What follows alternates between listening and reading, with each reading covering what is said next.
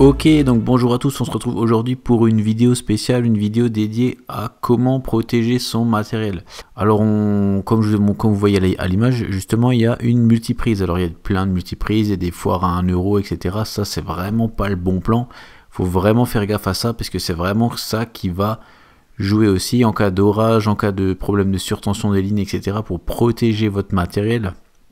Il vaut mieux investir dans une bonne multiprise qui vous coûtera une vingtaine d'euros et au moins vous serez tranquille. Par exemple, celle-ci, elle a la particularité d'avoir un fusible, comme quasiment toutes les multiprises vous me direz, mais surtout, elle a un voyant, c'est-à-dire que ce voyant va vous permettre de savoir si le fusible est encore actif ou non. Autre chose, et qui est très répandue pour ceux qui utilisent des ordinateurs et beaucoup d'installations pour les protéger, il y a l'onduleur. Et l'onduleur, en fait, c'est la même chose. La différence, c'est que l'onduleur, il a une batterie en plus. Ce qui veut dire que vous pourrez donc faire comme les multiprises, donc brancher des produits dessus, les protéger en cas de surtension, mais aussi s'il y a une coupure de courant, vous aurez la possibilité de pouvoir éteindre votre matériel au cas où, et aussi ça protège les micro-coupures, puisque ça c'est un truc que vraiment les ordinateurs n'aiment vraiment pas du tout.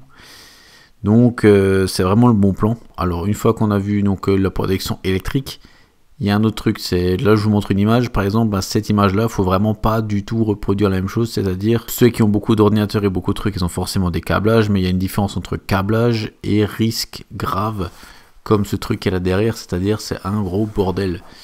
Donc ça risque de cramer, donc faites gaffe à ça, rangez correctement. Moi j'ai un schéma électrique qui est hyper maîtrisé pour éviter ce genre de problème, puisque quand on a beaucoup de choses qui sont branchées, il y a vraiment, il y a pas un risque perpétuel, mais il y a un risque présent. Maintenant, il y a un autre truc, c'est que comme c'est électronique, ça aime pas du tout l'humidité. C'est pour ça il existe un truc tout bête. Bon, par contre, c'est absolument toxique, donc faut pas l'ingérer ni rien. Ça s'appelle le gel de silice. Et le gel de silice, donc simplement vous prenez un petit pot que vous n'allez pas utiliser après, bien sûr, et vous mettez ce gel de silice dedans. Et en fait, ça vous permettra d'avoir un absorbeur d'humidité, mais hyper puissant. Ça marche très bien. Et comme ça, vous êtes tranquille pour la suite par rapport à votre pièce. Vos machines ne risquent moins l'humidité. Parce que si vous allez balancer un seau d'eau alors qu'il fait 50 degrés dehors, il faut avoir forcément de l'humidité pour avoir 50 pots de gel de silice. Et maintenant, le dernier truc. Donc, on a vu l'humidité, on a vu le problème électrique. Maintenant, on va voir aussi les problèmes de charge. Alors, je vous montre une photo, par exemple, concrète. Vous avez un iPhone et vous le chargez donc avec une coque en cuir. Il ne faut surtout pas le faire.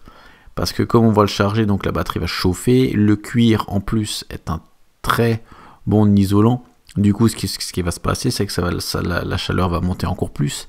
Et ça va faire réduire l'autonomie de la batterie, dans le sens où le lithium, c'est quelque chose qui vit. Donc il faut faire bien gaffe à ça. Et dernier truc aussi, quand vous rechargez une batterie, il faut respecter tous ces cycles. Par exemple, vous avez un ordinateur, vous devez au moins le décharger, le recharger complètement une fois par mois pour laissez les cycles, puisque si vous faites pas ça, si vous êtes tout le temps en train de voir il me reste 30%, je charge, c'est pas bon du tout, ça va vraiment vous bousiller la batterie, ça serait dommage pour un truc aussi bête. Donc c'était tout pour cette petite vidéo sur comment protéger son matériel, donc par des choses très simples mais qui méritent d'être rappelées.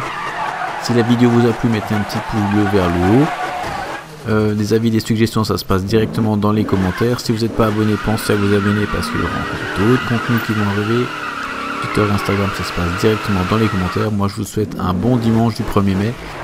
Et moi, je vous dis à une prochaine. Sur demain. Ciao.